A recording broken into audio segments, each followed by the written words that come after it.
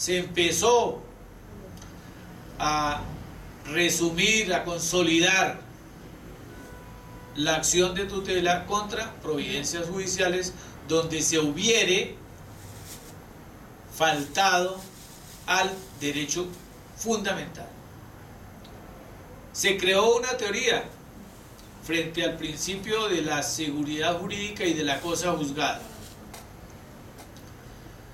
Cuando la decisión judicial no vulnere derechos fundamentales, la decisión hace tránsito a cosa juzgada material. Pero si esa decisión vulnera, amenaza o pone en peligro un derecho fundamental constitucional, entonces esa cosa juzgada es meramente formal y puede ser atacada mediante la acción de tutela. Después se fue desarrollando la tesis y se fue perfeccionando la jurisprudencia y la teoría, y entonces se habló de unos defectos de la providencia. Entonces se habló del defecto sustantivo, que es cuando el juez desborda el marco de la acción. Un defecto procedimental, cuando el juez se aleja de las vías, de los caminos que le ha establecido la norma. Un defecto orgánico, cuando el juez actúa con absoluta falta de competencia, cuando el conocimiento no le corresponde a él y lo decide. O un defecto fáctico, cuando la decisión se toma con base en un acervo probatorio inadecuado. Entonces ustedes saben que toda decisión del juez debe fundarse en pruebas regular y oportunamente allegadas al proceso. Y a veces uno encuentra decisiones que valga la pena, pero uno dice, pero ¿cómo el juez tiene en cuenta esa prueba si esa prueba no es regular? Porque es que los medios de prueba también están regulados. A mí, por ejemplo, me pasó una cosa muy chistosa. En un procedimiento policivo, el inspector tuvo como prueba sumaria unas declaraciones extrajuicio tomadas en una notaría, y el acta de la prueba decía: comparecieron Pedro, Juan, Diego y manifestaron que conocían tal cosa, que esto era así. Cuando a mí me impusieron la prueba, yo le dije: aquí no hay prueba, ni siquiera sumaria, porque esa prueba no está regularmente producida.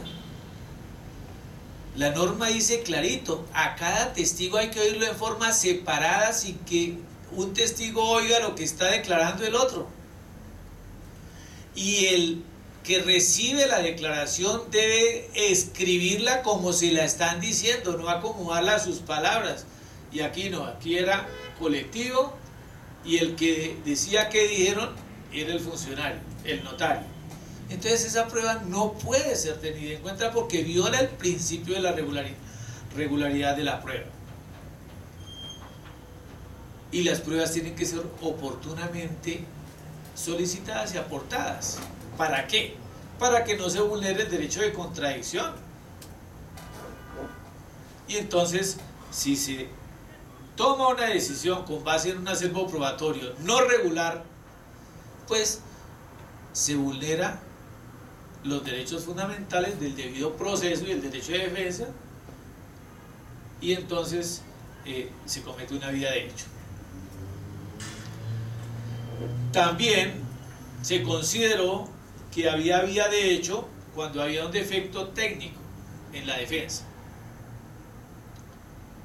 Hay muchas oportunidades donde el abogado no sabe ni dónde está parado y ejerce como sacerdote defendiendo los bienes y las libertades de los demás. Y entonces esa falta de manejo puede dar lugar a una vía de hecho. Eso es importante para profundizarlo y para que nosotros pensemos que el derecho hay que verlo más allá de las narices. Muchas veces la gente cree que el derecho de defensa y el debido proceso es simplemente encontrar que hay una norma que faculta. Pero el abogado no se puede quedar ahí. ¿Y quién expidió la norma? ¿Tenía competencia para expedir esa norma? Hay que ir más allá de la norma. Porque eso es lo que nos hace ver a nosotros si en realidad estamos defendiendo derechos. La cuestión que se discuta en sede de tutela debe resultar con una evidente relevancia constitucional. El juez constitucional no puede entrar a estudiar cuestiones que no tienen una clara y marcada importancia constitucional, so pena de involucrarse en asuntos meramente legales. La mirada del juez constitucional es una mirada constitucional, y eso es importante que lo tengamos clarito, que esa mirada constitucional, como dijimos al comienzo, es una mirada supletiva cuando no funciona o cuando no existe otro mecanismo para hacer efectivo ese derecho fundamental. El ius fundamental es necesario tomarlo como punto de partida, y adicionalmente se exige un requisito que es el de la inmediatez. Por eso, porque si uno de pronto no lo hacemos de forma inmediata, ya cuando lo vayamos a ejercer está consumado el perjuicio. Entonces por eso se requiere que actuemos rápido. Cuando se trate de una irregularidad procesal, debe quedar claro que la misma tiene un efecto decisivo determinante en la sentencia que se impugna mediante tutela. La doctrina fijada en la sentencia C-591 de 2005 señala que la irregularidad comporta una grave lesión de derechos fundamentales, tal como ocurre con los casos de pruebas ilícitas, por ejemplo. La protección de tales derechos no genera independientemente de la incidencia que tengan en el litigio, y por ello hay lugar a la anulación del juicio con la acción de tutela. Es importante también, cuando uno hace una acción de tutela contra una providencia judicial, que en la demanda de tutela o en el escrito de tutela se identifique de manera razonable tanto los hechos que generan la vulneración como los derechos vulnerados, y que se hubiera alegado tal vulneración en el proceso judicial, siempre que esto hubiere sido posible. ¿Por qué? Porque decimos que la tutela es un mecanismo supletorio que viene en reemplazo de, pero si nosotros tenemos otro mecanismo tenemos que utilizarlo. Entonces se nos requiere para que aleguemos eso en el proceso judicial. Esta regulación se aplica en todos los procesos que se tramiten en el derecho también, porque, como por ejemplo en casación, si usted no ha alegado algo en el trámite ordinario, pues después no lo puede alegar en casación, porque dice, bueno, ¿por qué no lo alegó allá? Por último, que no se trate de una sentencia de tutela, porque no hay tutela de tutela. Entonces es importante que lo manejemos ahí. Vamos a profundizar un poco, de acuerdo con la sentencia T06 del 92, la sentencia 949 del 2003 y la sentencia C591 de 2005, en estos defectos que se llaman defectos de procedimiento. Ya hoy como que estamos variando un poco el lenguaje de la vía de hecho para convertir en un lenguaje de los defectos de procedimiento para introducir la acción de tutela contra sentencias judiciales. 1. El defecto orgánico. Entonces, si recordamos, este se presenta cuando el funcionario judicial que profirió la providencia impugnada carece absolutamente de competencia para ello. Por ejemplo, busquemos un caso. Si alguien pactó un compromiso y el juez, a pesar de que se le ponga de presente que existe el compromiso, continúe conociendo y haga caso omiso del compromiso, eso se puede caer por acción de tutela, porque él está vulnerando algo que las partes han decidido llevar a otra instancia revestida de competencia. El defecto procesal absoluto es el segundo requisito de los defectos de procedimiento para acciones de tutela contra sentencias, que se origina ¿cuándo? Cuando el juez actuó completamente al margen del procedimiento establecido. Muchas veces, y aquí quiero recabar un poco para decirles cómo esto es absolutamente cierto y es algo que ya está negando eso de que existe un derecho en los foros, en los juzgados y otro derecho en el aula. No, mire, aquí está diciendo, existen unos procedimientos que están en los códigos de procedimiento y eso es lo que nosotros vamos a exigir. Y si el juez se sale de esos procedimientos, pues hay un defecto procedimental que puede generar la acción de tutela contra esa decisión judicial que se haya proferido con base en un trámite irregular. Tercero, el defecto fáctico. Este defecto surge cuando el juez carece del apoyo probatorio.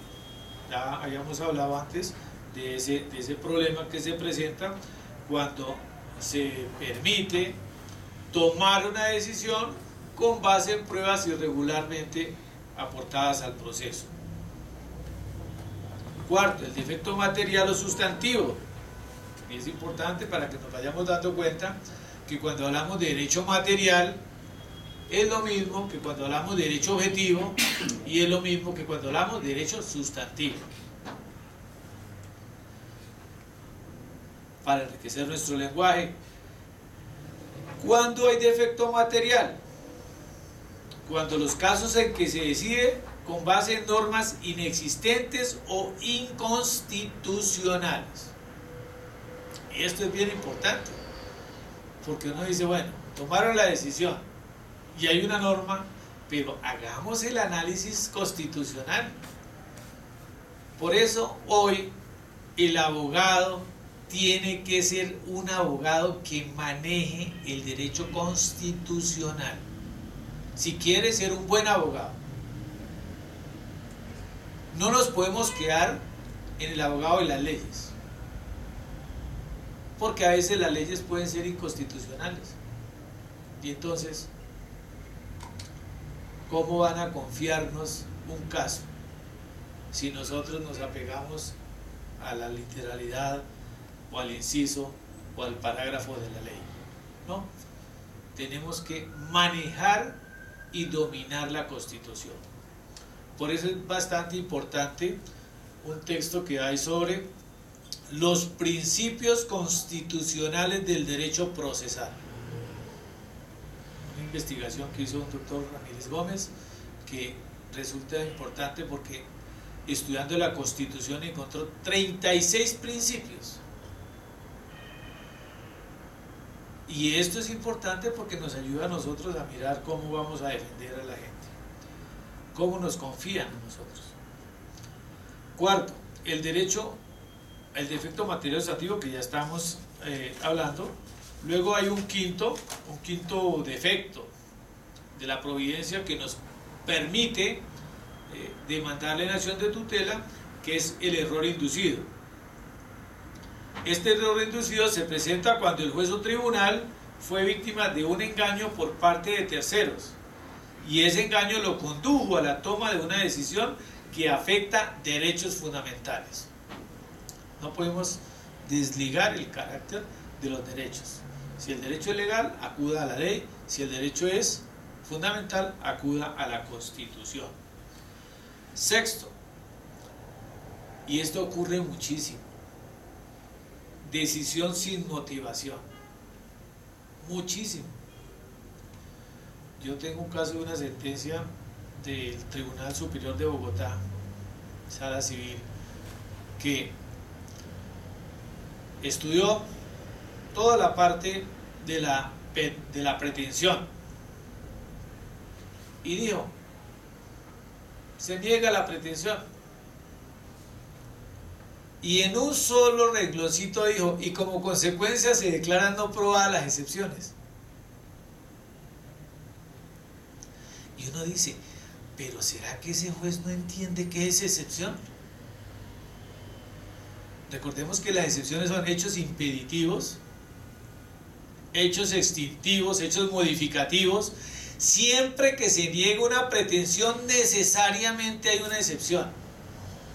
Que ¿cómo se llame? Puede ser innominada, pero es una negativa porque no existe el derecho, o porque se extinguió el derecho, o porque todavía no se puede ejercer el derecho. Pero no se puede decir que negada una pretensión no hay excepciones, porque eso es desconocer claramente qué es una excepción. Y eso y además decir que se niegan las excepciones sin explicar por qué, eso no tiene motivación, y eso ocurre todos los días. Sobre todo, por ejemplo, en la jurisdicción contenciosa encuentra uno mucho que los jueces contenciosos administrativos no saben qué es excepción, y entonces generalmente niegan las excepciones. Pero es que mire, solamente hay 3 excepciones que son obligatorias para el demandado. Si no las solicita, el legislador cree que las renunció, que son prescripción, compensación y nulidad relativa. Las demás excepciones, el juez puede declararlas de oficio. Tiene la obligación, no puede, tiene la obligación de declararlas oficiosamente si se encuentran probadas en el proceso. Entonces, tenemos que entender que este sexto vicio de procedimiento que nos sirve para demandar en tutela una decisión judicial es muy importante. Sobre todo por una cosa, porque encontramos que hay muchos procesos donde no existe casación, y las causales del recurso de revisión son muy específicas, y si no existe nada más, ¿qué hace usted? Entonces, es importante este error judicial para que lo profundicemos, lo trabajemos y nos fundamentemos en él para demandar en acción de tutela a decisiones judiciales que creíamos en algún momento que ya estaban en firme, que era cosa juzgada material.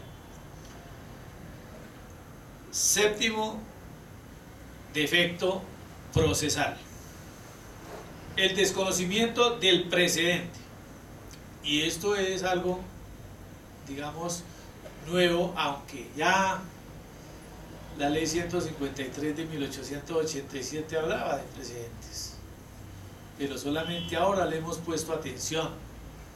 Antes se hablaba de cómo varias sentencias de la Corte hacían doctrina probable, pero hoy ya el precedente, y sobre todo el precedente constitucional, es muy importante y obligatorio, no solo para los jueces, sino también para las autoridades administrativas. Y la violación directa de la Constitución, ese es el otro defecto que es importante que tengamos en cuenta para la acción de tutela. Entonces tenemos 8 defectos procesales que nos sirven para acudir a la acción de tutela contra sentencias judiciales. El último tema que quiero que toquemos es un tema que a mí me ha apasionado. Lo vamos a tocar pues cortico para que quede, pero quiero que lo miremos, porque termina siendo que en la regulación y en la interpretación de la norma como que vamos a violar el derecho y el derecho de defensa, y me parece muy grave que tanto los jueces constitucionales como la Corte Constitucional pues no hayan visto eso y hayan dicho, no, es que por ocasión de lo ágil que es la acción de tutela, pues entonces no hay recurso. Y eso me parece grave. Cuando se presenta un desacato, se hace un incidente de desacato. En decisión de tutela T40 del 96, la Corte dijo que se consideraban viables, además del grado de consulta, los recursos de reposición y de apelación por tratarse de un incidente. Eso es claro y yo estoy de acuerdo con eso. Yo comparto esa tesis. Pero posteriormente, la tutela T511 de 2011 dijo: contra la decisión del incidente de desacato no procede ningún recurso, sino solo el grado jurisdiccional de consulta de carácter obligatorio. Y lo reafirmó en la sentencia T957 de 2004. Pero si sancionan, ¿esa sanción será Roma locuta causa finita? ¿Se la imponen al ciudadano sin pataleo? ¿Se constituirá el procedimiento constitucional en un problema de vulneración del derecho de defensa? A mí me parece que sí. A mí me parece que una cosa es la consulta desapareció en el proceso civil, ya no hay consulta.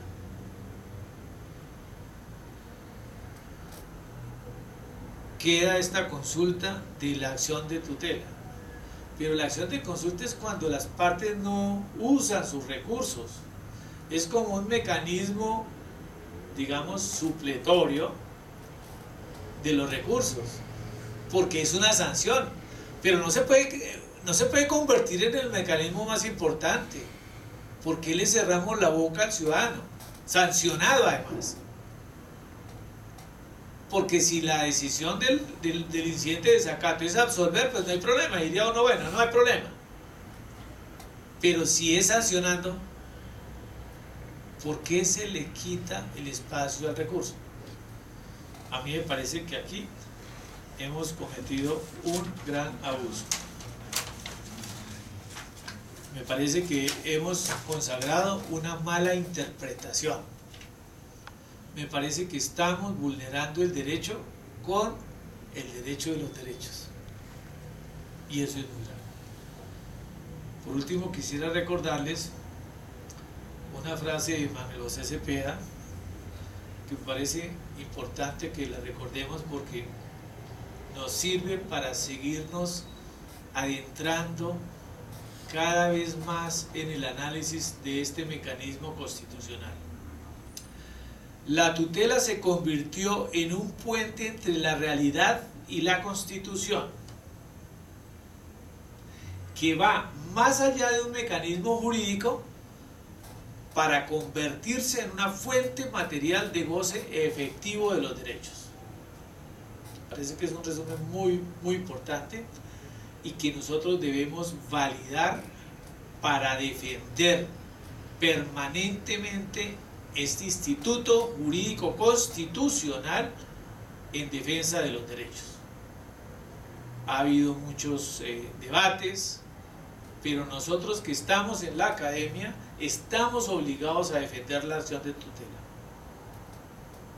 Es una tarea ineludible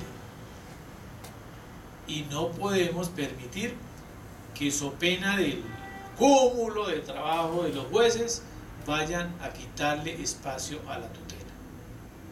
Pero eso sí, luchemos para que los abogados utilicen bien el mecanismo, porque también a veces hay abuso y en ese abuso a veces los jueces se quedan cortos también, porque la misma Constitución y la norma legal les permite sancionar cuando hay abuso, pero no lo hacen.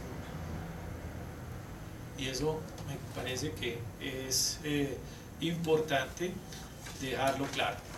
Con esto quería participarles estas pequeñas reflexiones y espero que hayan servido de un espacio hoy que estamos en día de paro en la ciudad de Bogotá, pero que espero que los que están por allá en su casa viendo por internet la conferencia hayan saboreado un espacio de la acción de tutela. Muchas gracias.